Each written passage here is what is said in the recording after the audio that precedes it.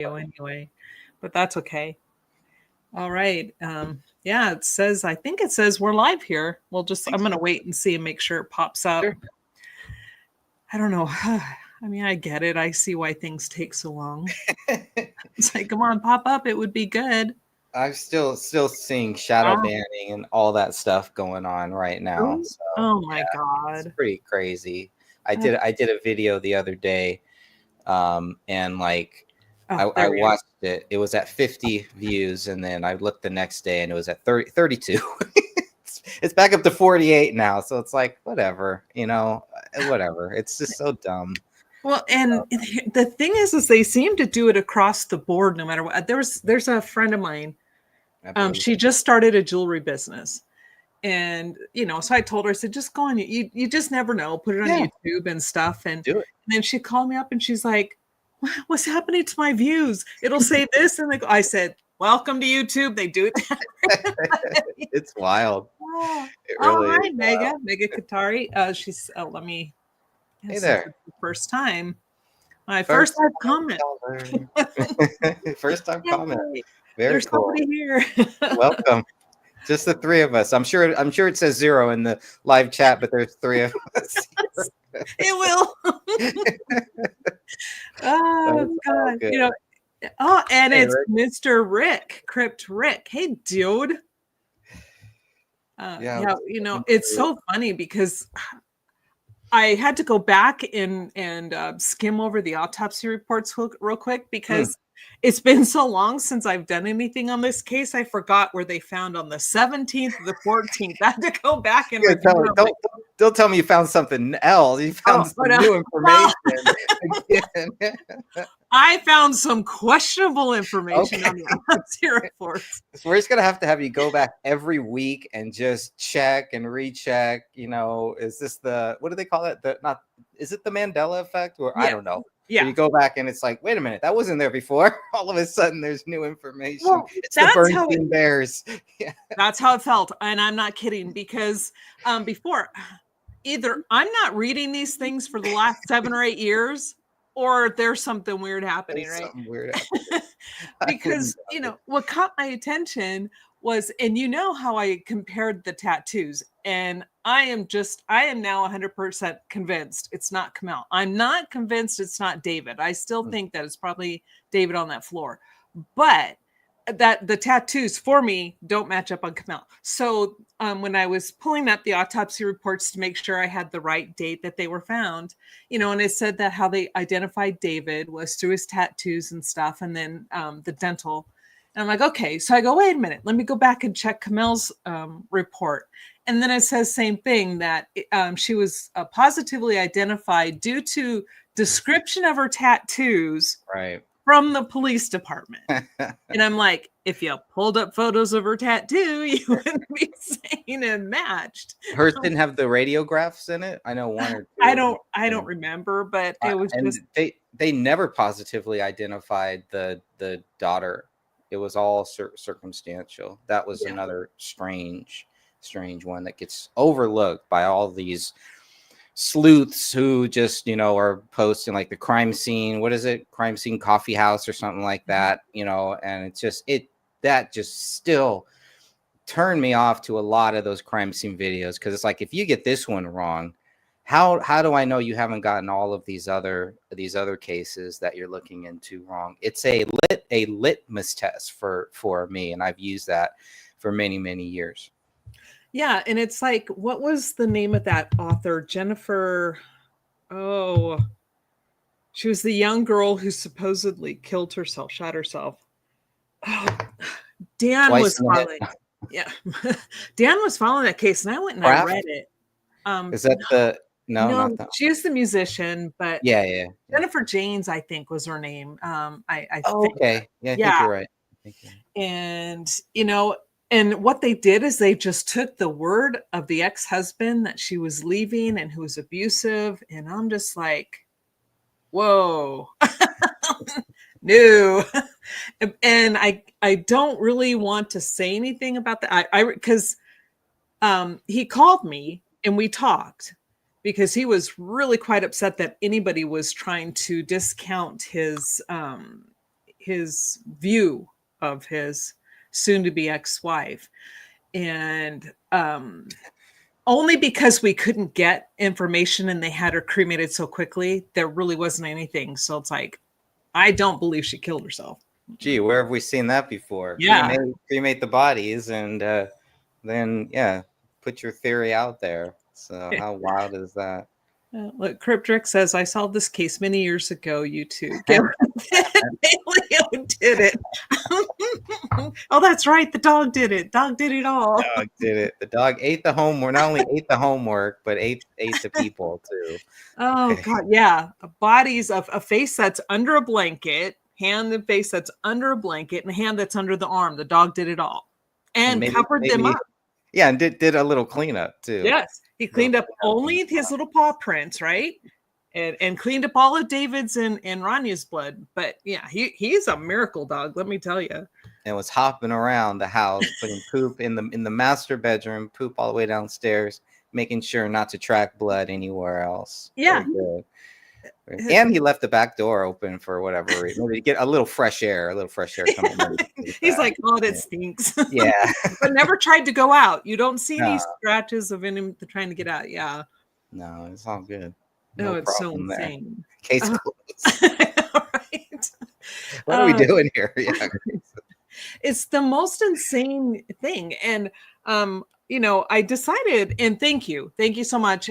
Those of you, the new people on my channel don't know, this is Greg Fernandez Jr. He was part of, even though they cut out most of him, of the Netflix special on the David Crowley case. And I'll let him talk about that in just a second. But what led me to doing this live and asking Greg to join is because I have had, granted, it's just small, but 7. I count every single subscriber. To me, you guys are amazing. So 7 new subscribers this month. And I'm like, okay, yeah, I think we need to kind of go over this because most people who contact me are saying that they've never really heard of the case or haven't really followed it or just got their attention. And so I'm like, okay, let's go back to the basics. And Greg, you said you wanted to talk about some stuff too. So why don't you go ahead and introduce yourself to those who may not know you? Yeah, my name is Greg Fernandez Jr. I wrote a little book about David Crowley called The Gray Stage after about 3 or 4 years of looking into this case. And my biggest fear was that the case would die. And thankfully, Catherine has not let this case die. And I figured, well, at least we'll have a book out there for anyone that wants to go out. And for any of us that still read nowadays, it'll be out there. And it just covers the basic stuff. There are a few things, as I go back in here, besides grammar error. Don't tell Catherine about the grammar error, stuff like that. But there are a few things that I would probably change. I think sometimes where I said that there was blood, where it was prints or vice versa, something like that. So there are a few things that one day I'll get back in and go change. But for the most part, it really just takes all of the documentation that we had at the time, that we had as of 2018 is when I started writing this thing, I believe 2018 or 2019. And it came out right before COVID too, which is pretty wild too. Thank God, because I would have never gotten the thing done if it would have been after that. But it was just to make it easy for people who want to research this case, not to tell you, that you have to believe one theory or any one theory, except for the one theory that the police solved this case. The case is not solved. It has not been solved. It cannot be solved. David Crowley can never be proven guilty, even by the mere fact that he is dead is just one of the few reasons why, one of the least reasons why he can never be proven guilty. But if you were to put all of the factual evidence from the documents and put them up and say, okay, let's weigh this here. What proves David innocent? What proves that he's guilty? You would quickly see that there is more evidence to show that he is not guilty. And you would say, okay, what do we have to prove he's guilty? But it's never been like that. I think that's one of the reasons why Dan Hannon started the Facebook group, is because it was always, well, you have to prove David didn't do it. It's like, no, we don't. All we have to prove is that David, David didn't do it by the fact that the police cannot prove that David did. So the burden of proof is on them. It's not on us. It never has been on us. Then, even though they throw it back to us when they have nothing else, when there's no other thing, nothing else that they can point to say, okay, yeah, maybe David didn't do it. And that's how you will know a person and know their true test of character, is if their last reply is, well, I'm just going to believe David did it because you guys haven't convinced me otherwise. And that is, that's just not a good way to act for any of these cases, because this could be your family, this could be your friend, this could be you. And how would you feel if something like that happened to you? Wouldn't you want it to be proven? Wouldn't you want it, or wouldn't you want your fair share? And it makes it too easy for people to go out there and kill somebody, frame them, and then we're all just supposed to think that, well, he must be guilty unless somebody can prove that he's not, even though he's dead, so he can't speak from the grave. Even though many people have tried to speak from the grave with the little oxalus boxes or whatever it is, the various psychics and everything. So we've dabbled into all of these different possibilities, including the possibility that David may have faked his own death. Yeah. And, even when we have proven to the powers that be, using the documents and the evidence they gave us. And like I said, when it finally clicked in my brain and I read in that autopsy report that David's decomposition was marked and Ranya's and Kamel's was just autolysis. David had marked autolysis. That tells, now most people, like we've done this before, most people, unless you're in the medical field and you're around all that stuff and you understand what it says, whenever you see the term marked, that's an indicator that it's either more progressed, it's worse, there's something else going on.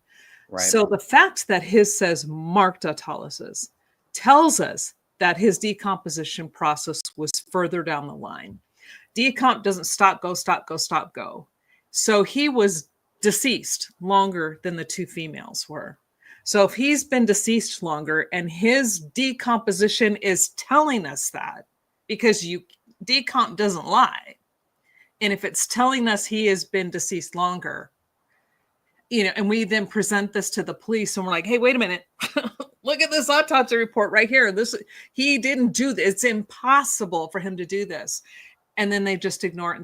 And I mean, everything shuts down. We're no longer allowed to have any more reports. Nobody wants to talk about it. All the groups start shutting down on Facebook. And it's like, what do we do? Yeah. And it's been a very strange case. And if you follow it from the beginning, from when the bodies are found, if you just start there, don't look at anything else. But if you start there, you will see that everything is very strange. From the 911 call, starting there, it gets really weird. The 911 call is weird. So it sets up this standard for everything else to be very, very strange, which in a case that is supposed to be open and shut, that should not happen. It should be very clear, and there should be no pushback for people who are questioning these simple things that we have found in this case. Just the simple ones, just the very simple ones that they tried to hide, that they tried to keep away from the public. And you have to ask yourself why. So we start there, because a lot of people want to start with David, what he was researching, what he was into, et cetera, et cetera. I don't know. I mean, there's nothing wrong with it. You have to do that. It's the reason why I put all that stuff towards the end of the book. I really love to start the book right there. What happened, starting with the 911 call, actually starting with the neighbors finding those bodies. You really want to start there. You start there. What did they see when they looked in the window? How do you see a mannequin? How do you mistake a dead body for mannequins that look like they were set up to act like they were home when they weren't? When I first heard that, I was like, okay, maybe so they must have been sitting on the couch like this. Everybody's right. Sitting on the couch next to each other. That's what I thought. Not laying down in a Jesus crucifix on the ground with their heads missing. Yep. That doesn't look to me like they're just, we're just taking a nap on the living room floor or something, and the way that the bodies looked. And that was another big thing. But I believe there were some people out there, and there were some people that wanted to try to get us as much information as they could. I don't believe it was a mistake that the infamous photo was put out there. That a lot of these photos were put out there, that these documentations were all put out there. Somebody was probably really upset and really understood that we need to find out what happened here, or at least make sure that the public is able to do their own research. And the only way that can be done is to get as much of the data out there to the public, not to withhold it, and let the public decide on their own whether they think David is innocent or guilty. And that's all that we've done. That's all that I can do, I think. Well, and and that's so true. And I was so grateful because you really pushed the 911 call for a long time there. And I didn't quite understand where you were going with all that until you started playing it. And then you start comparing that. And then you're like, oh, wait a second. We have a story now that starts at this very first call, and then it's just carried all the way through. And like Mega's saying, like the no lividity, I want to touch on that real quick. Now, for those who don't know my background, I was an EMT and I worked in an ER for 10 years. I had a friend who was a coroner, deputy coroner. Now that's different from an ME. They went out and did all the investigation of the deaths. They had over 3,000 cases under their belt. I've seen plenty of dead people. I know what it looks like. I've seen different stages of decomp, not to the extent that my friend did. So this entire case, it's not like I walked in going, oh, I don't know what's going on, right? And when I'm looking at these bodies and I'm reading these reports, and now the police are trying to convince us that these bodies were laying there for X number of days or whatever, and then supposedly the dogs started eating them. Now, lividity starts to kick in rather quickly. It has to, because the moment the heart stops pumping, then everything settles to the lowest point on the body. Wherever the position the body's in, the blood's going to hit the lowest point. Now, they want us to believe that David died, like Greg was saying, in the crucifix position. Kamel was on the floor, left hand underneath her body, right hand like this, face down, covered. Rania is between her mother's legs on her right side. And there's no lividity in these bodies. None. The blood should have pooled on David's back. Now, we've seen his autopsy, some of his autopsy photos, and there's no lividity at all. None. His entire back should be a purple color. Kamel's entire front should be a purple color. It's not there.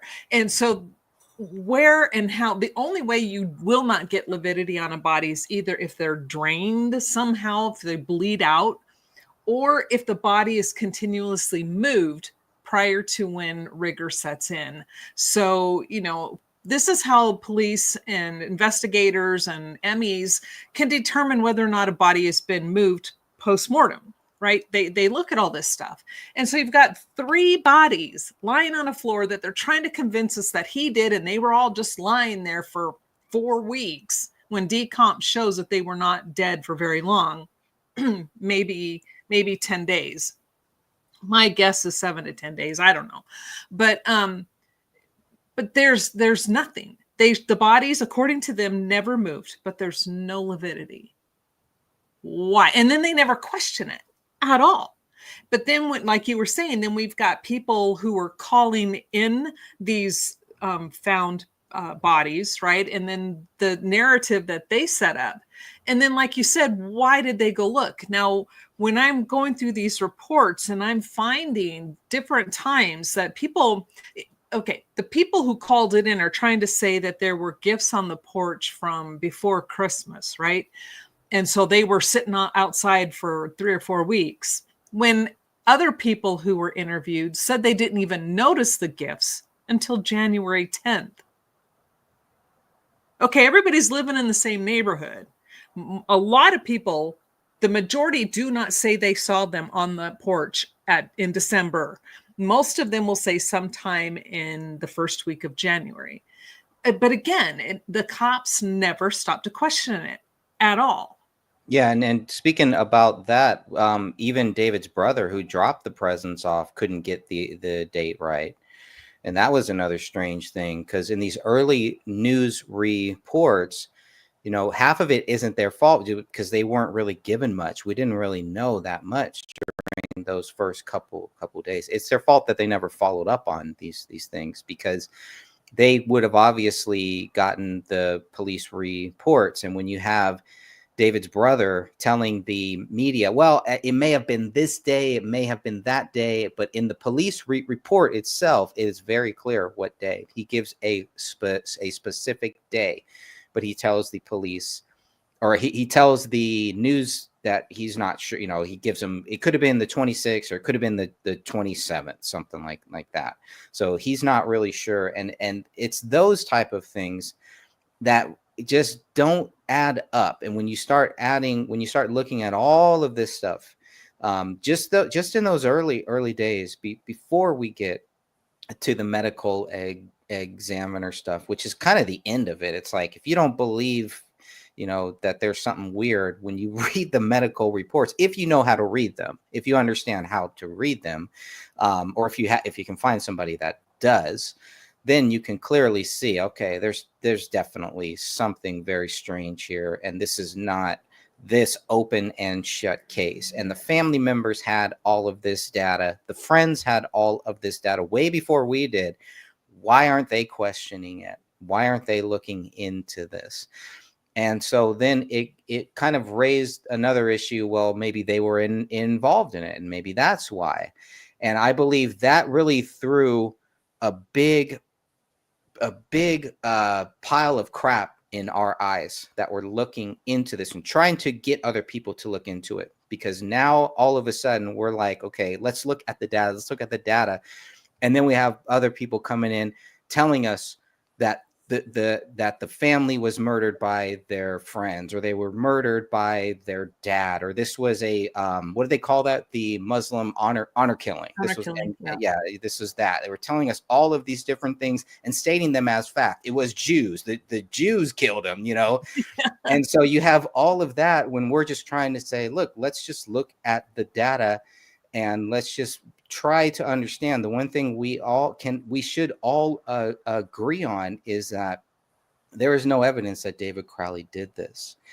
And so it was difficult, especially during the first couple months, really. And Dan Hennon was on to something, because there was this whole group of people. They were all going to come out, and they were all going to talk about this, and they were going to do exactly what Dan Hennon started doing, and just kind of leave it out there. Let's get the facts out there, give a place that everybody can talk about it and discuss it, et cetera, et cetera. And then all of a sudden, all of these other people backed out. All of these truth seekers, these people who claimed they wanted the truth, and they had their own shows, they had the platforms. All of a sudden, it's like everybody gets the call to shut up, to stay silent, don't talk about this case, which is weird. That's weird in and of itself. But the fact that they fell in line was, for me, that was the final straw to say, look, I really got to be careful about who I listen to, who I watch, what shows that I go to, because again, if they can't get this case right, if they can't see the simple things that I can see, there's something wrong there. And this is probably deeper than just a double murder suicide. Right. And, and I contacted so many people when I first started doing my YouTube channel, because I'm like, either trying to get them to come on here and do talks, or would they even discuss anything? Nobody. I mean, nobody, zero people wanted to talk about it. And it's like, what is going on here? And then when we start to get, especially when we started getting like the blacklight reports and stuff like that. So now we have the blacklight report proving, I mean, it's coming from the computer. Someone accessed the computer remotely, on January 14th. They were already deceased inside the house. Somebody has accessed that laptop. We've got no lividity. Where's the blood? David died. He's been dead longer. There's all of this stuff, and nobody wants to talk about it. Let's see what Mega has to say. They say, why did David's father lie when David didn't make any call during October or November? If I'm correct, there was no such call recording. We didn't find a call recording, and we didn't even find on the AT&T reports for both phones, his old phone and his new phone. We found no call to his father. We've asked that question too. That's a good one. There were a couple things like that came up. I think it was Chris Peck too, right? There was another. It's like where was that call made? That call isn't there. Yeah, because the police were saying, because he was like going, oh yeah, see, he wanted to come by and get some pot, and the cops were like, yeah, we saw the text exchange. Yeah, but really, because it's not on the phone report. Yeah, they didn't take Chris Peck's phone and get it from his phone either. It looks like they saw a screenshot that Chris Peck texted to them, and that was the case, I think, for a lot of other people. And I guess, there's good reasons why they wouldn't give you the phone, or why you wouldn't demand the phone. The only reason you would take somebody's phone is if they're a suspect, or if you're really investigating this case. It was more proof that they weren't interested in investigating this case. Yeah, because they should have at least taken a screenshot or a picture of something of that text exchange from Chris Peck's phone. And there's no such thing in any of the records that we got. Yeah, no, other than they just said they saw it. Yeah. Yeah, it's actually one cop that mentions it, or one detective that mentions it to another detective that, oh, I saw it or something, and that's really it. So, but there's no, that is interesting. There's no, as far as I don't remember seeing any photo or anything like that, or any mention of it. It's just kind of mentioned that this is what was said, and that was it, and then they move on. Yeah, and JR wants to know, can you mention any channels that were in and then moved on? Can you clarify? Can you just kind of clarify a little bit more what you're asking, so we can discuss that? I think he's asking maybe what some of this background, this group that was going to go public, and they were all going to talk about it. There were a lot of people. I don't remember the channels specifically. I know there was a Canadian one named Hagman and Hagman. I think there's two of them. It's like a father and a son, and that was one of them. There were a lot of others. I wasn't involved in that, but if I were to go ask Dan Hinn, he could probably say who these channels were and who these people were. But it ended up, a lot of them ended up being some of the same people that came out and later said that David Crowley is guilty. And that was it, so it was just weird. And then it was the same some of the same people that wanted to take control of the gray state, of the Justice for David Crowley and Family Facebook group, and the Justice for David Crowley of Gray State Facebook page. They wanted control of both of those channels in order to make sure that all that you would hear is what they wanted you to. They did not want any questioning about maybe David didn't do it. They wanted to control it from that level, because they were seeing that Dan Hinnan's group and this other page, this other justice page, which were coincidentally made at the same time on the same day by a guy named Thomas Lapp, made the Justice for David Crowley of Gray State Facebook page, and Dan Hinnan made the Justice for David Crowley and Family Facebook group. Thomas Lapp got hit first. They went after him first. Thomas Lapp gave the Gray State goons admin rights and made them whatever you call them. So what those people started doing is they started going through Thomas Lapp's Facebook page and started deleting things, started removing questions and content. And so Thomas Lapp calls Dan Hinnan to let him know, hey, this is what they've been doing with my page. They're probably going to do the same thing with you. And that's exactly what happened, except Dan Hinnan was like, nope, you're not going to get any admin, nothing. And this is like Danny August Mason, Sean Wright. I don't know if Mason Hendricks, I don't think he ever asked for admin rights as far as I know. It was a few other people too, that I never really heard of. A lot of these people I've never heard of up until any of this happened. I just happened to be Facebook friends or online friends with Sean Wright, because we were both a part of the We Are Change. And so that's all that I knew Sean Wright from. I had no idea who this guy was or how involved he would be in trying to silence people from asking questions, trying to intimidate people. Yeah, he tried to be the muscle, which was really funny. It's like, no, dude, we just really he kind of quieted down once his record came out, and people started looking at, you know, his public, or whatever you want to call it, his criminal record or his police records and stuff like that. He kind of tuned down a little bit, but not that much. Yeah, I mean, it took me having to get my police department involved with the police department where he was, and then they made a little knock to his door and said, you do this one more time to her and we're arresting you. So yeah, finally he learned. I haven't heard a word from him since, so thank goodness he didn't step further. But Jer says, just curious if there were big channels that flipped. Now, speaking of the big channels, what about Alex Jones? So I said Alex Jones, I kind of reamed him because I felt like he really screwed David. Yeah, I was just going to mention that one because that was the big one. I wouldn't say he flipped, but he didn't cover it, which is weird because Alex Jones covers all this other stuff. He's covering gay frogs and suicidal shrimp, but he's not covering this very interesting case from someone that he had on. And there was a caller about maybe a week or maybe a month or so that called in to his show to try to ask him about it, to try to get Alex Jones to investigate it. And I listened to that recording, or to that show, and Alex Jones just kind of generalizes it as, yeah, they're running around killing people and everything, but he doesn't stay on course with David Crowley's death. And it's such an open and shut case. It's a slam dunk case for somebody like Alex Jones, who could have made a big deal. And so it does bring up a lot of questions as to why Alex Jones didn't cover it. We know towards the end in 2014, David Crowley publicly posted some anti-Alex Jones comments, and so there may have been some bad blood from that too. Now, was he on Alex's show when he said, "I'm not suicidal"?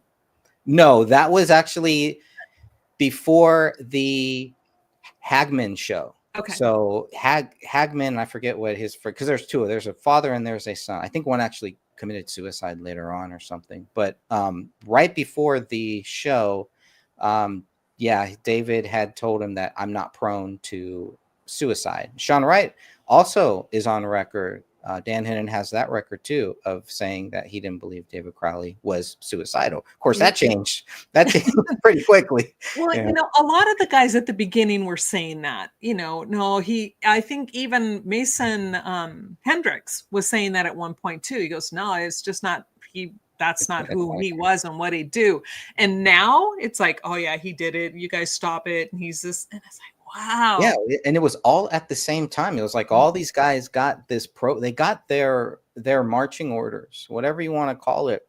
And, you know, or maybe they realized that, you know, the doors were going to close on them if they kept going down that route. So whatever it is.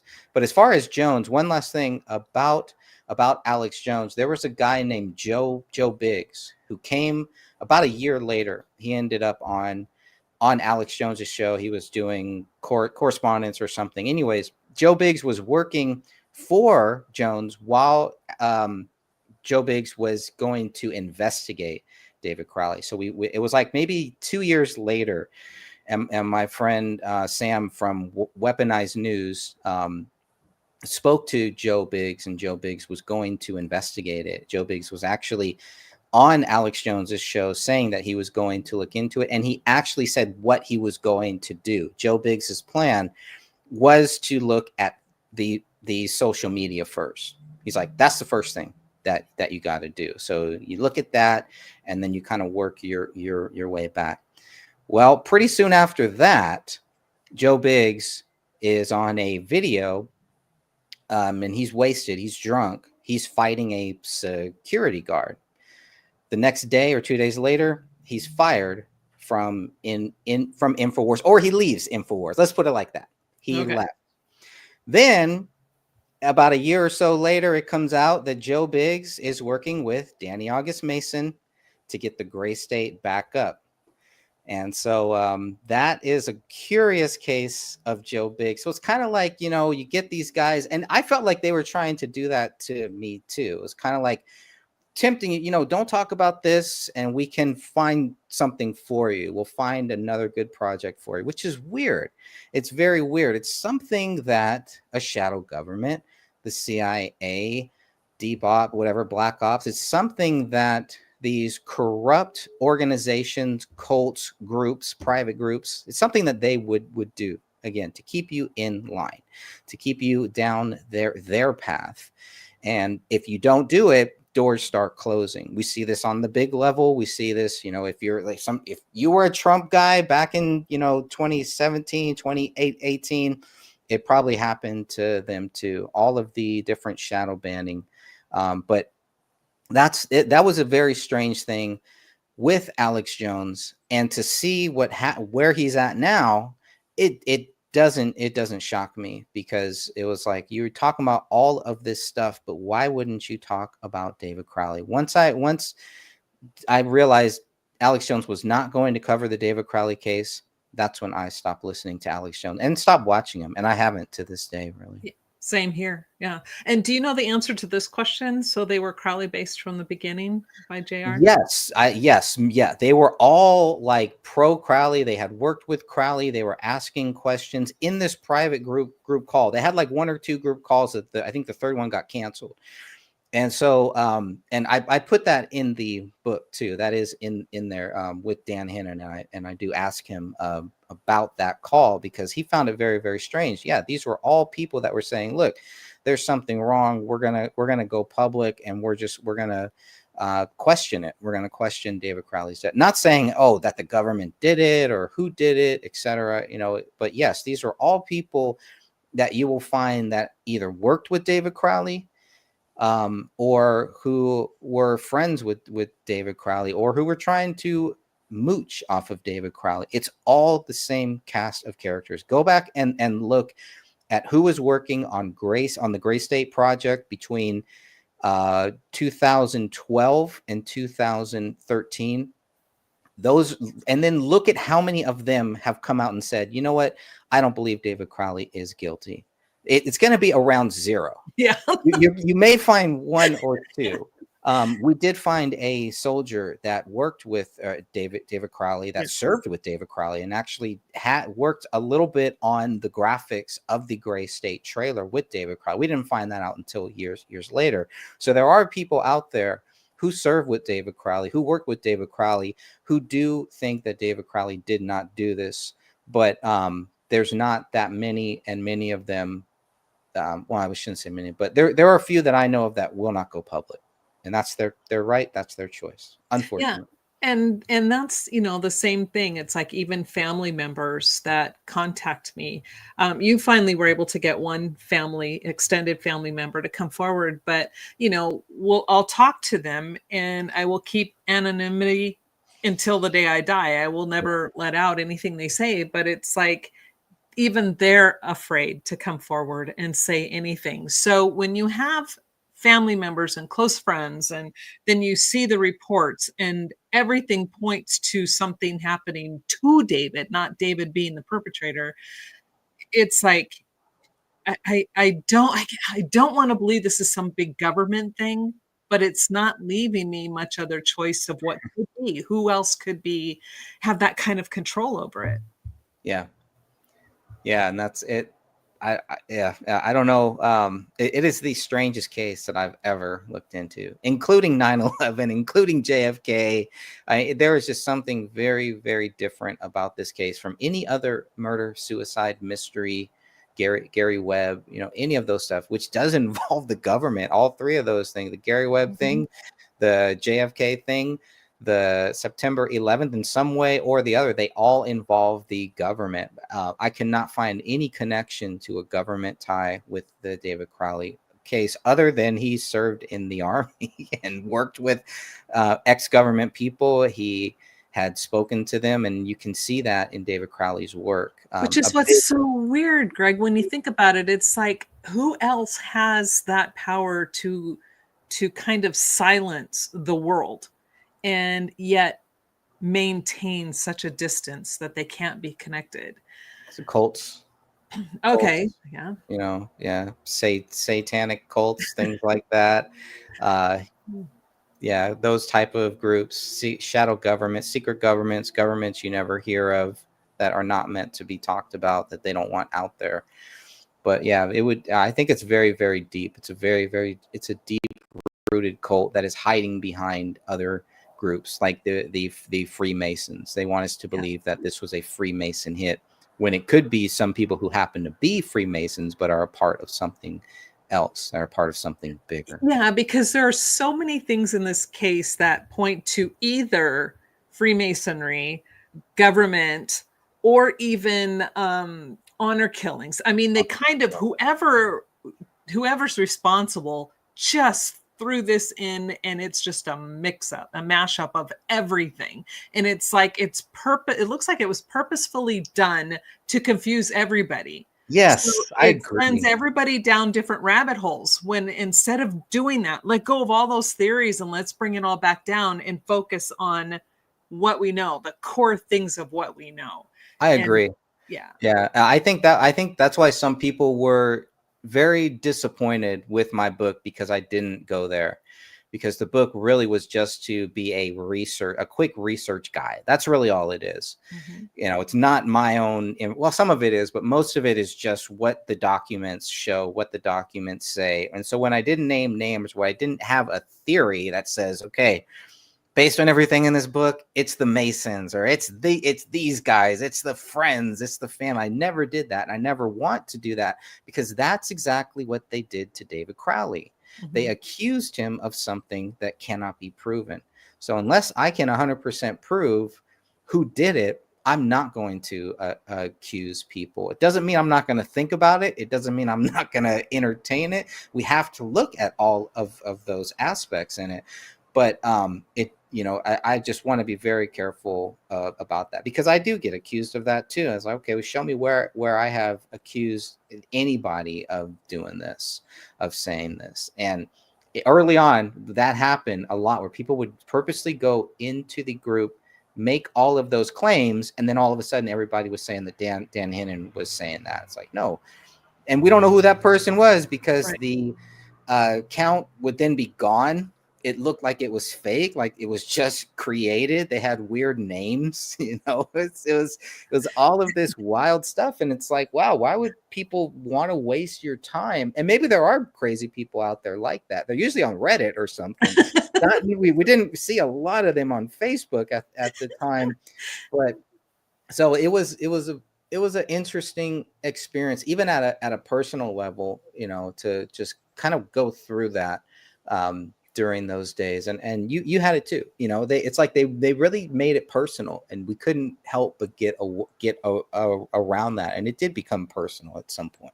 Yeah, I still get that too. And Mega asks, I heard Danny Mason joined Freemasons after David's death. That is correct. It was like about 2 or 3 months after the death, he joined.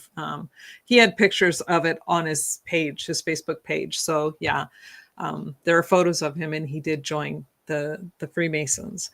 But you know what I found, it's like I didn't really want to go there for a long time, you know, trying to figure out, you know, who did it, because I just don't think we have enough information. But when I started getting, you know, encrypted emails, you know, people would use an encrypted email service, and when I started getting those, and then these people are saying, hey, go look this direction. And then when you're finding out that the metadata on the police photographs was altered, which is huge. No. I mean, the minute someone then alters it, it's no longer evidence. I mean, you've now corrupted a piece of evidence.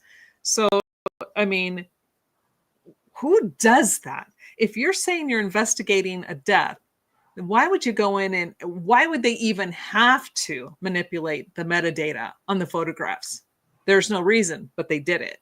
You know, they moved things at the crime scene. Remember, I had that video showing the skull movement and you see it on the book, on the Quran, that's, the pieces of skulls on the Quran. And then I follow those photographs. I'm like, look, and you see this skull move through the photographs. And I'm like, you're not supposed to be doing that. You're supposed to be taking it in situ, but they just didn't. Everything was so screwed up. You have the initial reports of them coming in where they're describing Rania between her mom's legs on her right side, blah, blah, blah. But everybody else after that, there's a child between the two adults on top of the mother's legs. Well, they clearly moved a child's body. Why? And that was by those who first walked into that scene. Why would you do that? And so there's manipulation of evidence, tainting of evidence, all these different theories that are just thrown into one single crime scene. It's so chaotic that it's like purposeful. Yeah. There's a couple Ray Charles moments in there too, where they see things and they don't discuss it. It's not in any police reports. It's not mentioned, and it is a big deal. It is the recliner that is in that living room that has a big, huge blood, a big blood stain on it, and it is not mentioned. Really, they document it. I mean, but that's really it. It's not mentioned. How did that big blood stain get there? There's no body. There's nobody's body next to it. To me, no body next to it, no puddle of blood under it, nothing. But yet, and then they don't even get a sample and test the sample. Yeah, they just swab it and forget about it. Oh, whoops, I forgot about it. Yeah, Ray Charles moments. There's a couple of those, but that was a big one. That was a big one of just things that they didn't do, and it's like, well, if you didn't do this, like the other one is that blood wall. It's like, how do you say that David Crowley wrote that when there's no evidence that David Crowley wrote on that wall? You have no conclusive evidence, but from day one they've been saying that. Yeah, and there's no DNA. When they're testing that DNA, the only DNA they found is Kamel. Now, if he had done that, there would be his DNA all mixed within that blood sample. Oh yeah. Oh wait, we're supposed to believe he put gloves on, right?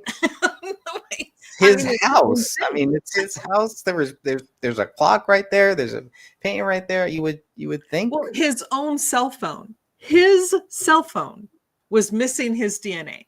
The only DNA found on his cell phone was Kamel, and that was her blood. Nothing else was found. No mixture. Nothing.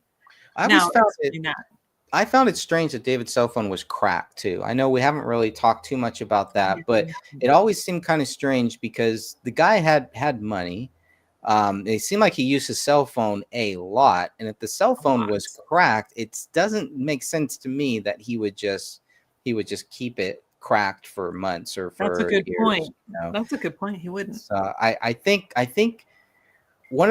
I remember looking for a lot of this stuff when all we had was the crime scene photos. Then I got thrown off by it. But I remember going around the house looking for signs that David Crowley was trying to not talk to us, but was trying to leave clues about what really happened. And I still think there are a lot of signs, a lot of things in that house that we probably just haven't found yet and haven't seen. In that basement, I think there is a lot. That's why I wanted to get the full video of them going around the house. But the quality is so bad in that video that the photos were much better.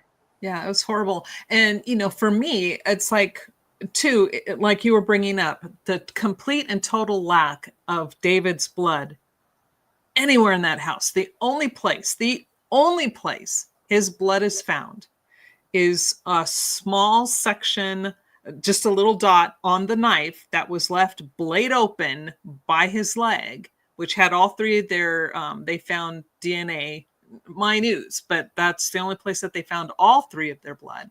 And then a little bit on inside the barrel, but then it was his blood on the magazine that's loaded within the gun.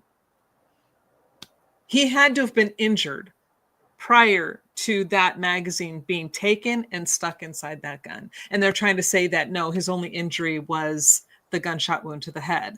It's like, liar, liar, pants on fire. We're looking at that skull, and clearly there is It's proof, evidence of multiple blunt force trauma. And so we know he was supposedly, according to them, he was killed and shot in that house. But he has every sample they take, his DNA is missing, his blood is missing. And like you were saying, it's his freaking house. His DNA should have been in every single sample almost that they took.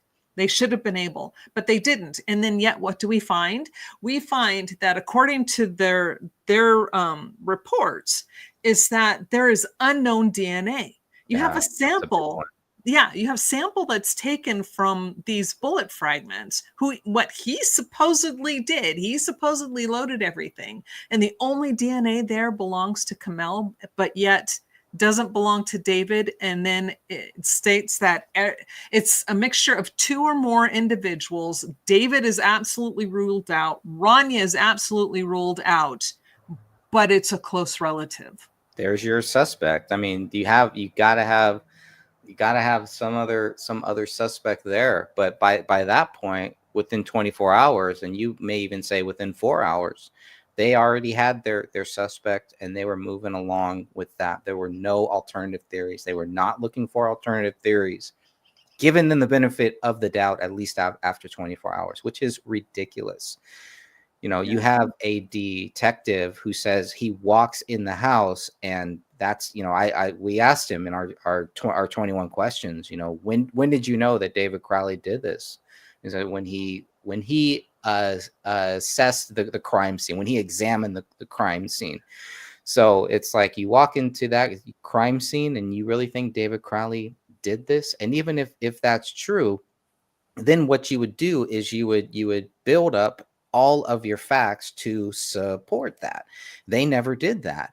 They never said, we think David Crowley wrote on this blood wall, which would make the most sense. It would make the most sense, but then you have to prove it.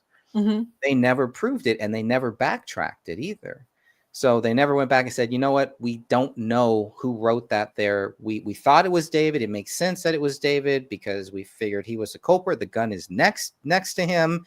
Not next to the hand that he shoots with, but next to the other one, but whatever, but so it was all of that data when we started backtracking it, and they never backtracked on any of that stuff, which they should. And at the very least, hopefully one day we will. And I'm not giving up on it. I really think this may be, this may be a long time coming where finally we get the right person in law enforcement in that area, in the Apple Valley, somewhere, some way, somehow, a family member who is a relative, who is maybe not even of age now, who at some point will learn about what happened to their uncle, to their aunt, to their cousin, and may want to investigate and start a new investigation 20, 30 years from now. We just don't know. So I really, really do. And, here's the thing too, is like when I took the photo to a different country, I had the photo, right? Just the main crime scene one of the one that was accidentally released, the bodies. And I'm in a different country and I see some police officers and I'm just like, hey, can I ask you a question? What do you see? And that's, what do you see when you see this photo? And when their response is this a joke? Right. And you're like, oh, we Americans, we tend to take things, we're like, oh, I didn't mean to offend them. And I go, no, it's not a joke, but, does this look like, a murder suicide? And they go, this is clearly a triple homicide. Right. Don't waste my time. Quite rude. And it's like, sorry, but thank you for your input. So when you're in a different place where they have no, they don't have a monkey in the circus, and they're saying, their police officers are saying, this is clearly a triple homicide. What is it that the AVPD seems to think that they can convince everybody that it was a murder-suicide? Yeah, and it should be noted that it only takes the lead detective or whoever is in charge to shut everybody underneath them down. Just like on JFK, just like on September 11th, you know, we're not saying that all of the Apple Valley conspired this. It only takes one person at the top to shut it down and to just make sure that nobody else, any of their the other cops, the first responders, the investigators, to make sure that none of them go against what they are saying. And when the Apple Valley Police Department, when we're requesting documents via FOIA, we're following the law and how to obtain the documents that are public. It's you guys solved this case. You closed it. You adjudicated it. It's over, according to you. So by law, we're doing FOIA and we're requesting these documents. And then they turn around and then they bring in the help of the city attorney to tell us they're not giving out any more information, that's it, because if they, you know, it's a murder case, so it's always open. Bullshit. Excuse my French, but bullshit. And so now we can't get anything from them. Nothing. They've completely shut us out. And yeah, like JR says, I know it starts to sound even more conspiratory when starting to see the bizarre connections. Yeah. That's what is so, I don't know. I'm just grateful, Greg, that you say I didn't give up. No, I'm only here because of you. I had pretty much, you know, like, okay, that's it. I don't know what else we could do, but you keep going. No, you can't give up. You can't walk away. And then the more and more people who still are coming forward, like the guests we have, the people who are watching today, we have Mega, we have JR, we have, of course, Crypt, we love Rick. And, you know, we've got these people who are coming in and going, you know, hey, we had never really heard of this case. And it's because of that, because of people still showing an interest, and because you have not given up. You know, I've come back. Good. So I'm glad you will. I'm glad you will. I think you'll keep coming back, and I think yeah, we're just waiting for that big moment, for that big break, which will happen. You know, we may not be around to see it, but I truly think one day the case will get reopened, or that one break will be made and justice will be served. And if it doesn't happen on this earth, I think we've done everything that we can do to get justice within our means, within the peaceful means that we have. And that for me is a victory. Just finishing that book was a victory. And I felt like after writing the book, I could walk away from it. I've done my part. And then we get 7,000 pages of more documents, and we get the audio. I mean, there was a lot of stuff that we didn't have when I published that book. And so there's always room for more data, and there's always room to make another condensed version or something. But there are still so many different layers to this case, and they're out there right now is some people that know what really happened, and we need those people to come forward. Yeah. Well, thank you, Megas. I've been following you for a year from India. Thank you so much. But what a lot of you guys might not know, because I'm still going to hound you, Greg has a second book on the case. And it's actually really good, but he's been so busy, but he absolutely has to finish that one. So yeah, between the two books, it's like all the information on the case will be there. Yeah. The second one has been kind of challenging because I don't really like writing about myself, and a lot of it is kind of my experience with the case. And but there is a lot left to be written. Just looking at all of those documents and the day one journal, there's so much in there. And yes, that's what I hope to go back and finish is a continuation of all of the documents that we have, and just some of the highlights that we have, and then always going back and revising the first book a little bit, kind of making a condensed chapter or something like that makes it very easy. My goal is really to make it very easy for new researchers to come in and pick this thing up as quickly as they can, because I found that has been one of the biggest struggles with me starting any new cases or any other thing. It's hard. Like, where do you start? And this news media is so bad. If you were to look up Gray State, David Crowley right now, you're probably going to get all of the Netflix, film, you're going to get all of the same people saying David Crowley did it, and that's it.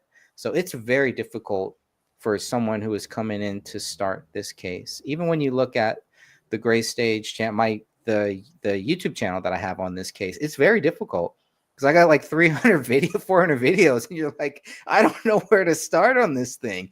So I did go back and I made a long version. There's like 2 of them, so it's about 2 hours, 2.5 hours total, maybe, called The David Crowley Story. And so if you're looking for a place on my channel to start, that's probably where you want to start. Yeah, Greg has lots of stuff. And after, well, I mean, you have had so many channels, but they keep taking them down. Which is kind of frustrating because you had some really good stuff. I actually have three David Crowley channels right now. I got The Gray Stage, I got David Crowley Research, and David Crowley Questions. So there are 3 active channels out there right now. Sure, now one of them will get dropped or get flagged. Yeah, and JR says, I never believed in conspiracy. 60 plus years, I see Kylie and suddenly I see them. Kylie brought me to Crowley. Strange. Thank you. And, just, real briefly, how, even with the Kylie Rodney case. That's crazy. I'm looking at that. And Sophia had, because we were both looking into it, because we're like on, hey, let's get this story because this girl didn't die the way they're saying. And then so she's like, have you ever seen the inside of the vehicle she was found? And I was working on something at the time. I can't remember. And I said, no. So she sent me a photo of what the inside of Kylie's vehicle looked like. So between where the headrests are and the ceiling, the roof of the car is like this much space. And the police are trying to get me to believe that that body floated over that headrest to end up toward the back near the trunk. Again, bullshit. It was not, that girl was dead when she was put in the trunk of that car. No. So and then it's the same thing with David's case. But when I had people contacting me, like I was saying, through encrypted email, and they're sending me stuff saying, hey, check this out. Look at this. And clearly these had to have been people who were associated with the case and didn't want to be known, because I'm pretty good at finding things, especially if I have your email address. But since this was encrypted, I couldn't track them at all.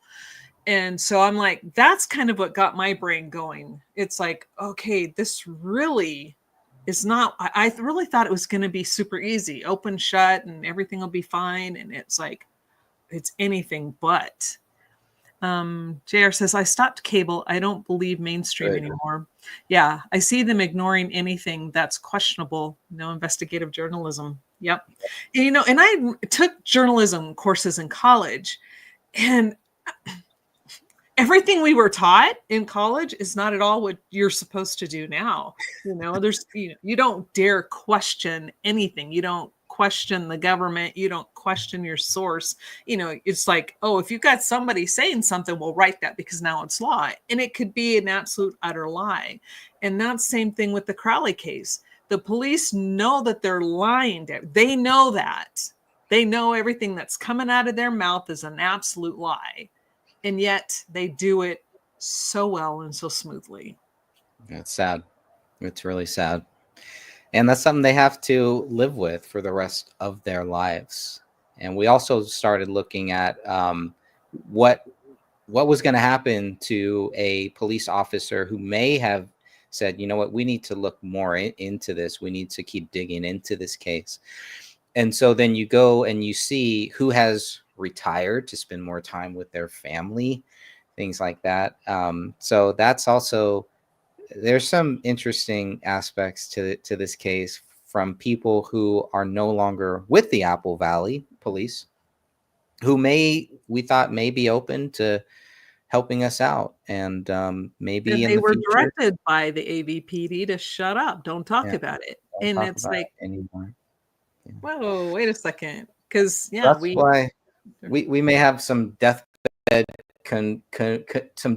confessions in the future at some point, or a family member from one of the police officers who was there or who investigated this, or a coroner You know, that's why we may have something like that comes out later on. That's all we need. It's just one big break like that to keep this going. Now, the only reason why I made so many videos when the case first started is because my biggest fear was that this case was going to go by the wayside, like all these other cases, and just stop. And they were gonna stop talking about it. We weren't gonna hear about it, et cetera, et cetera.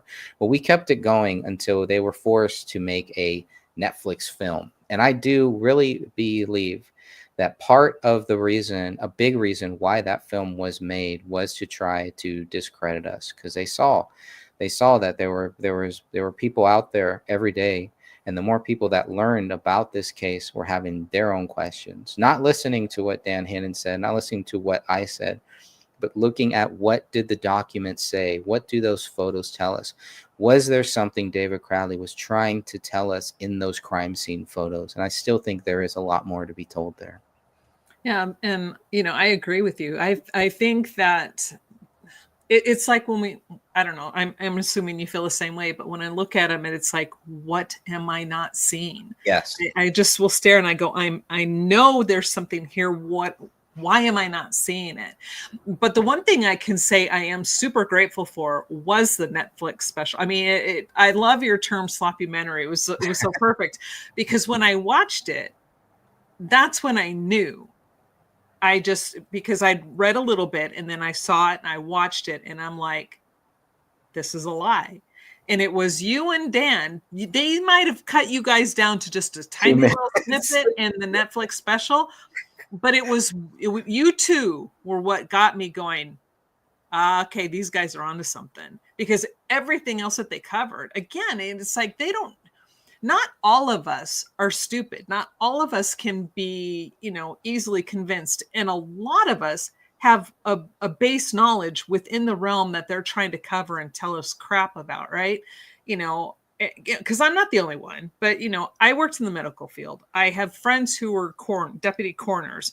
I have friends who are police officers. I've seen worse than what was on that Crowley floor. So it's like, and then I know how to read these documents. I know the difference between marked and not marked autolysis versus marked autolysis. That, I mean, it's like, hello.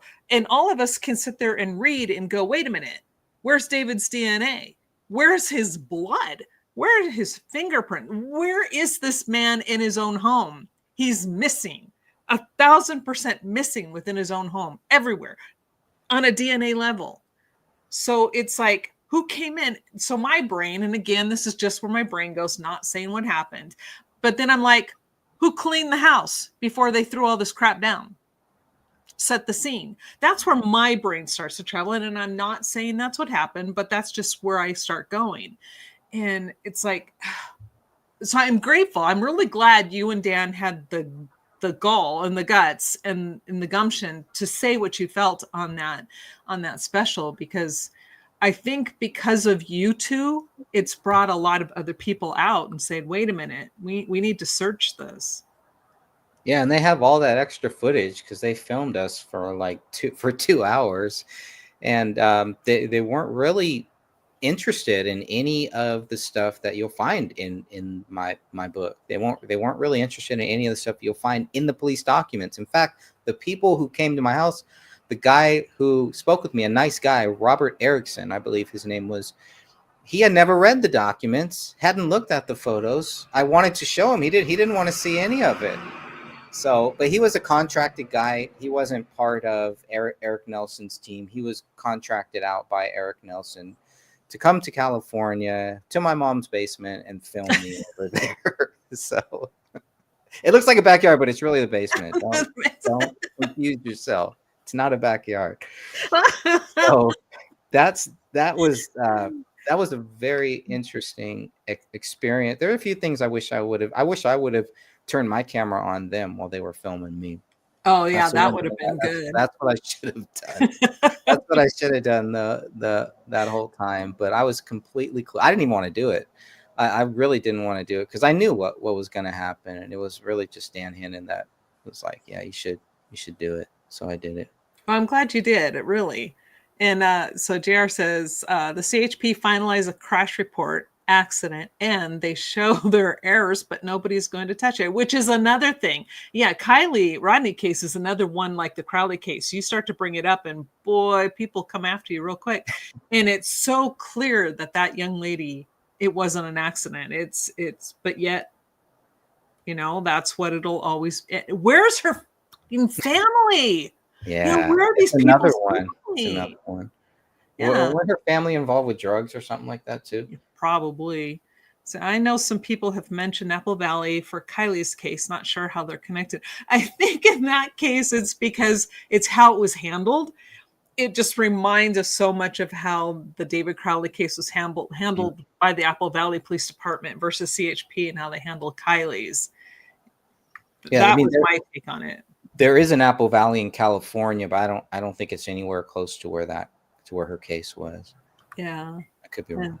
This one is David's mom's sudden death was so shocking. Yeah, and yeah. I go back and forth on that. I really, really do. I get how it looks super suspicious, and it is super suspicious, but at the same time, but at the same time, when people do die from heart attacks when someone they love dies. So from a medical standpoint, it makes sense. But then when you're looking at the entire case, you're like, that's kind of suspicious. So I'm really torn about Kate's death. I think the fact that we haven't gotten anything on her death, and we don't really know anything about her death, really. What we know, what we've heard, that she was found slumped in the backyard with blood down her ear and everything. But I don't know if that's true or not. This is just what people have said, and I really haven't done any of the due diligence to try to get any information on her death. I think somebody had, and they won't release. They only release it to family or something like that. Yeah. But I don't know. I haven't heard. We don't know who the boyfriend is, who was out of town during that time too. A couple strange things like that. How they all just nobody wanted to talk about it. They didn't want to talk about Kate's death, which for some family members did seem weird, because they didn't make it sound like she had this big drinking problem that they were trying to tell us. And one of the weirdest things about Kate's death is that she almost predicted David's death, and she had been, according to David's sister, she had thought that they were dead in mid 2014. Yeah, because they weren't responding. They weren't responding, and there was questions with the sister. Like, the sister was saying, "Mom doesn't have your number," and they're like, "No, we gave Mom our phone number." And there was a lot of miscommunication at best there. But I would love to see what the autopsy results and what all of that is. And maybe Kate's boyfriend, whoever was the boyfriend at the time, if they have any information, who found Kate, what police. I mean, it wouldn't take that much. I just have not done any of the due diligence. Really, kind of thinking about it, it seems simple. I just never had time to really do it. You go to the police station, you find out what police would be in that area, and then so much time has passed now. I don't know what records they would even have for us. Yeah, that's true too. And yeah, Erica says, dying from a broken heart is a real diagnosis. There's a medical term for it. Yeah. And, again, I worked in the ER for 10 years. And for me, what I saw mostly were the older people. When they had a spouse die, then generally they would come in with heart issues. And I mean, it happens all the time. So that's what I'm saying. It's like, she's young though. She's young. But it was her child. Yeah. So, and did she weaken her heart from the alcohol that she had been drinking before? I mean, like I said, it's like with her, I really want to read more. I couldn't say one way or another without doing enough research.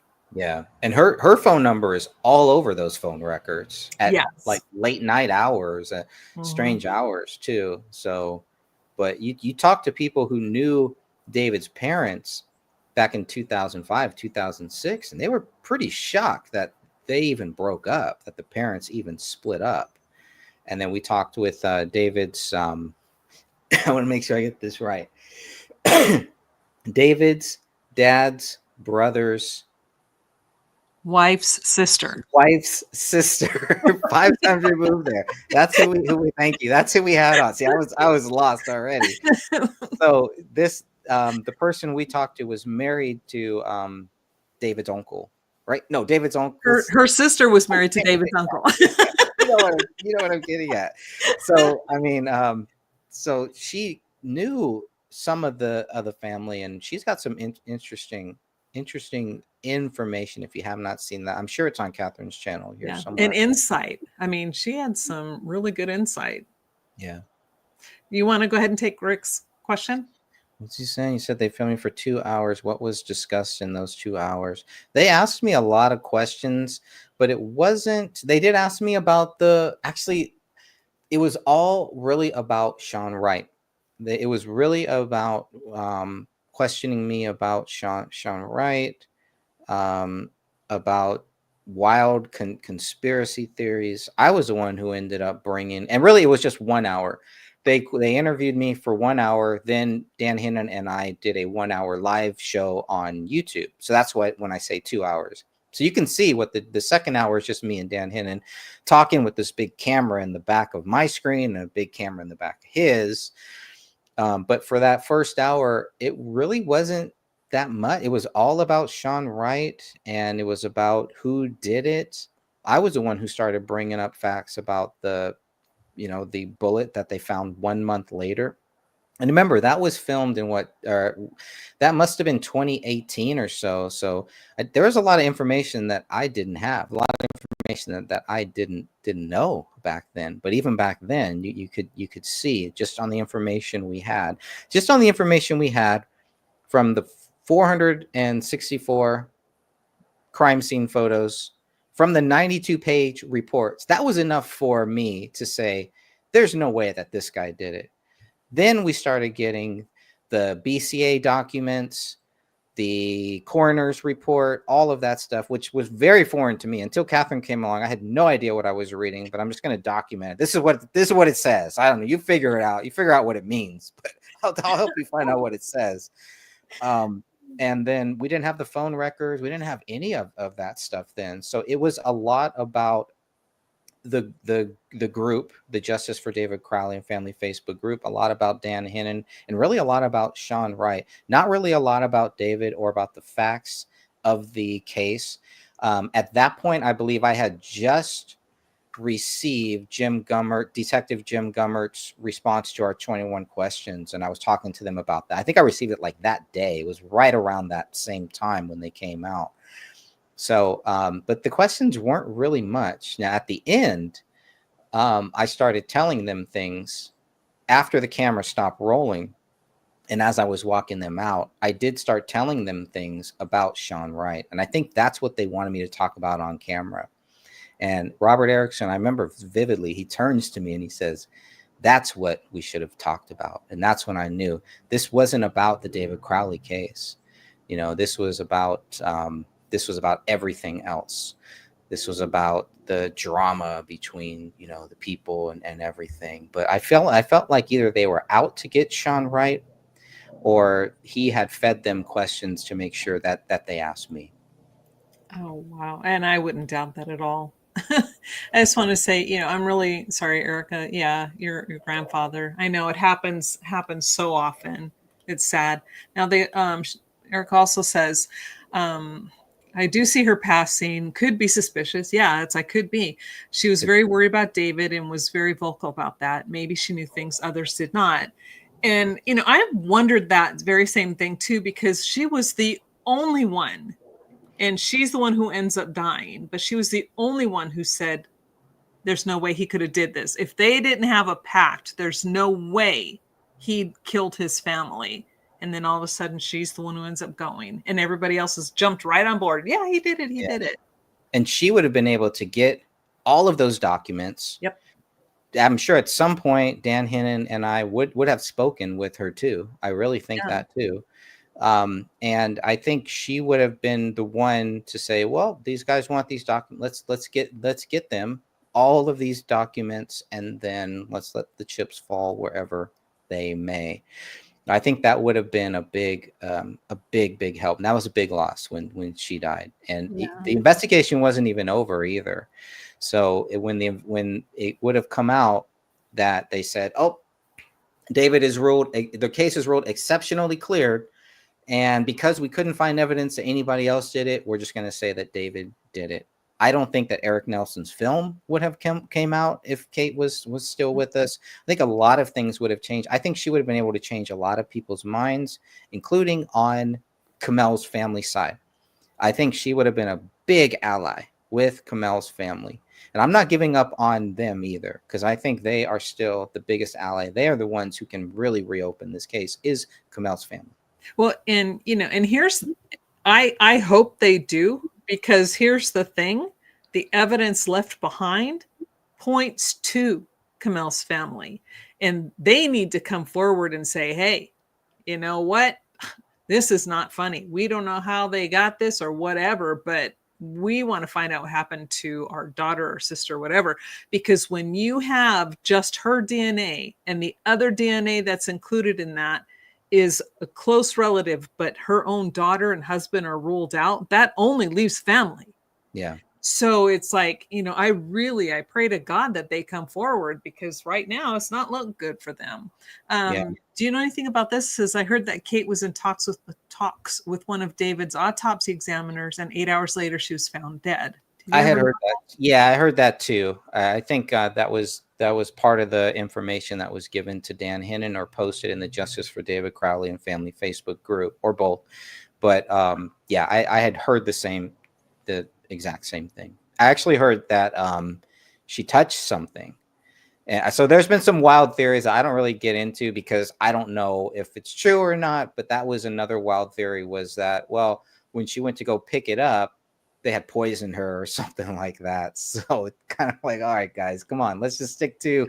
It'd be easier to poison the drink. I don't know. Carla says, have you seen the documentary Police State by Dinesh D'Souza? It is similar to what David had been creating. I think I saw that. It sounds familiar. Yeah, I don't know if I've seen that one. I've seen a couple of his, but I don't know if I've seen that one or not. Yeah, I like Dinesh. He's very, very interesting. Yeah, he's got a great one out right now. Yeah. But, it's like, to wrap this up, because I know you're going to have to go here pretty soon. Oh, yes. But, when we're looking at David, blood missing from the scene, no DNA, no prints on the gun. He supposedly was the last one to touch it, to kill everybody. His prints aren't on the gun. His blood is on the magazine inside of the weapon. It was found inside the weapon. Signs of a struggle. Yeah. We have multiple blunt force trauma. You clearly see it on the skull piece on the floor. We have, evidence that's been moved. We have David's DNA, David's decomp is marked compared to just the other girls. There's no proof in everything. There's absolute proof that somebody accessed the family computer after they were all deceased. The Kamel's tattoos don't match up. I mean, David's like, I just don't have enough. I could still be convinced that's probably David on the floor, but Kamel, I am 100% convinced it's not her. So where is she? Is that really Rania? I mean, we don't know. We don't have, because like you were saying, they then took, saying, well, we'll take this DNA. So it has to be her because they're all together. And there's so many things that tell us David is absolutely innocent. It's impossible for him to have committed this crime. And yet we have the entire police force. We have the entire news agencies, his own hometown, his own family, content to say he slaughtered him and then he killed himself. It's ridiculous. Unless they're scared. They're scared of something. Doesn't really make sense to me. But that's just kind of been the way that this whole case has gone, and one twist and one turn. And like you said, it kind of seems like they whoever did this threw so much stuff out there to make sure people were just endlessly mulling around, going into different ways, to the point where most people would just give up and just stop. And that's what I see happen. I actually see, I've seen that happen a lot with people who are gung-ho about it. They're in it, and they believe 100%. They start out, and I hate when people start. I almost hate when people start out that David didn't do it 100%, because those, in my experience, and I can probably think about, about a handful, maybe 12, about a dozen people. They start out like that, and by the end, they were like, maybe he did it. And then you just never hear from them again. They find one thing that just kind of, and they discount all of this stuff that you just mentioned. And they find one thing, and that's all that they needed, because they really don't want to look into this case anymore. And I understand it's a toxic case. And there is something spiritually draining about this case too. There is a deep, dark aspect, a spiritual, dark aspect to this case that makes me never want to look at it, ever. It's only because I have Jesus Christ. It's the only reason why I would even continue to go down this path. Because I believe there are some very powerful evil forces who will attack spiritually, and if they can, physically, people who are looking into this case. That's just my view. Well, and we've lived through it, and so I agree with that. It's like, the only reason I'm living where I'm living now is because of this case. I had to move. But it's all right. It's all good. Life is what it is. You find a new beginning and you move forward. But it's like, to like what you brought up, item number 57. We have police who walk in after somebody who's, Klein, when he shows up, he says he's there with the dad and somebody else, and then the dad's going, no, he wasn't. We don't know why he's in there, but he's calling to tell you that there's a bullet hole in the ceiling that you missed. How does he know they missed it? Hello. And then no mention of this bullet hole in the ceiling during the entire 8 hours, 10 hours they were in the house. And then they show up a month later where they're like going, it's an obvious hole in the ceiling. Well, but it was there from the beginning. Okay, then now you're telling us you're completely inept police officers because now you didn't see an obvious bullet hole in the ceiling from the beginning. Yeah, it's just so screwed up. The entire thing is screwed up. Yeah, and that's after they had already been in there a couple times, because remember, 2 days later, after the bodies were found, they came back in and found item 53, which is the one that is connected to the daughter. So they left that house. When they left the house on January 18th, thinking that David Crowley did it, they didn't have a bullet that matched David. They didn't have. They still don't have David's. They still don't have his blood on a bullet. And when I did, I'm so glad you brought that up. And when I did research on item number 53, which was the one that had a minute amount of Ranya's DNA. Now that's when they were rolling the carpet and this bullet fragment rolled out onto the floor. Now that I get, I know a lot of people don't understand. I don't understand. Because I've seen it. I've seen stuff like this happen before. And so that makes sense. It's like, so it was probably underneath the couch and they didn't see it when they were there. So they're taking everything out and they're rolling up the rug. And then all of a sudden this now rolls out. Makes such sense to me. But it clearly rolled where her body was lying, because the amount that they found on this pristine, it was shiny. Now, when you compare item number 53 and 57 with items number 42, 43, and was it 44? The 42, yeah, I think it was 42 through 44, the bullets that went through Kamel. Now, there are 3 bullets that have her DNA and hair, and it's clear that they went through a body. It's obvious. And you match those with what went through their or associate with Rania. You have, oxidated fragments with super shiny fragments that have just minute DNA that they have to, keep going over and making it, expanding it to find out whose DNA it is. So clearly they're missing Rania's bullet, they're missing David's bullet, and yet they don't question any of it. Yeah. Nothing. Yeah, I think they hadn't done testing at that point. I think so. It was kind of like, well, it was so great, you guys found this, and then there was a case that happened a couple months later where they did the same thing. They missed a bullet. They found it in a one of those bikes that you. So they the same police department. So they're known for missing bullets. Apparently, I mean, 2 cases almost back to back. Well, and it's so funny because they left the scene with 3 fragments and 6 casings, or maybe 4. 3 fragments, 1 unspent cartridge. They had the one in the basement too, and Oh, they okay. did. Yeah, they had that one Okay, too. so okay, correct. Thank you. So four bullet fragments, 1 unspent cartridge, 6 casings, and then because they had 3 that were clearly had gone through somebody's body, and they're like, "Oh, we got 3 bodies. We have 3 bullet fragments." Makes sense. Yeah. He did Case it. We have solved. proof. Everybody go home. We're done. And all of those belong to Kamel, and Right. it's or Kamel, and it's like, oh my god. And Yeah. there was the fragment, a little fragment item. I think it was item 31. 31. Thank you. Yeah. So for them, it's like, okay, 6 and 6. Okay. Well, really 5 and 6. Yeah, and it's a pedal. You can tell it's the pedal from because they were hollow points. So you can tell 31 is just the pedal. Totally clean, but yet, okay, sorry guys, I know Greg's got to go, but we're just going to go on a rant here. But yet 57, who has all of his pedals, right? Everything's there and it's almost pristine. And this was the one that was in the attic.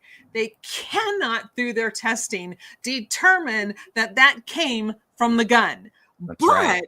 they have the pedal that they test, and it's determined that it came from the gun. So ergo, because 31 came, they're going to match 31 to 57. So 57 came from the gun. And it's so like, stupid. What? And then, wait, let me get this part out there for those who might not know. And then when they're doing the test fires of the weapon, they cannot find consistent firings. So when they're if you can't have a consistent fire pattern, if your lands and grooves aren't matching up on all of those test fires, how in the heck are they supposed to say that these all match the weapon? Yeah. Oh my God. And then the bore patch. They found a bore patch in the weapon, in the barrel of the weapon. You mean to tell me I see this case. It just makes me so frustrated. David, who is an expert with weapons, is going to be cleaning his weapon and leave a bore patch and then try to kill people? No.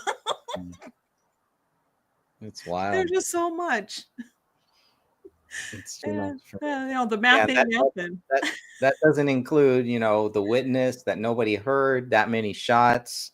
They didn't know what days it was. That was another strange thing too. Just so many things like that. You could just go on and on and on. But then you line up all of that and you compare it to what would prove David Crowley guilty. I told Rick in the conversation, I was like, he's asked me how much evidence is there David Crowley is guilty? I'm like, 0. There is absolutely nothing there. Nothing there. And what we've covering, for those of you who are relatively new to this, what we're talking about today, this is only scratching the surface.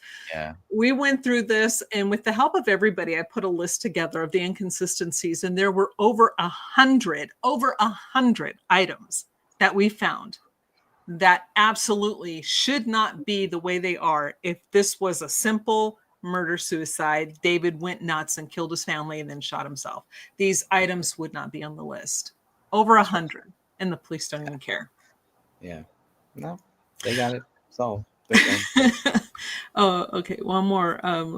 Let me go back. I don't want to miss people. Carlos saying Kate was a fighter, very strong and lovable personality. That's what a lot of people say. Matthew, you got that right. Definitely. Carlos says, I want to believe they are in witness protection and Kate decided to join them. That would be nice. Yeah, me too. That would be the best thing. That would also prove that David's innocent too, because nobody's dead.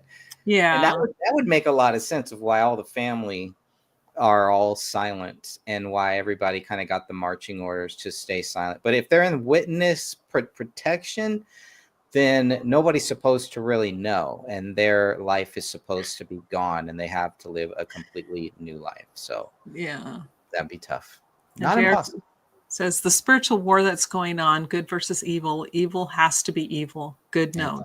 And there's many who just haven't a clue, but they think they do. Oh, amen. Amen to that one.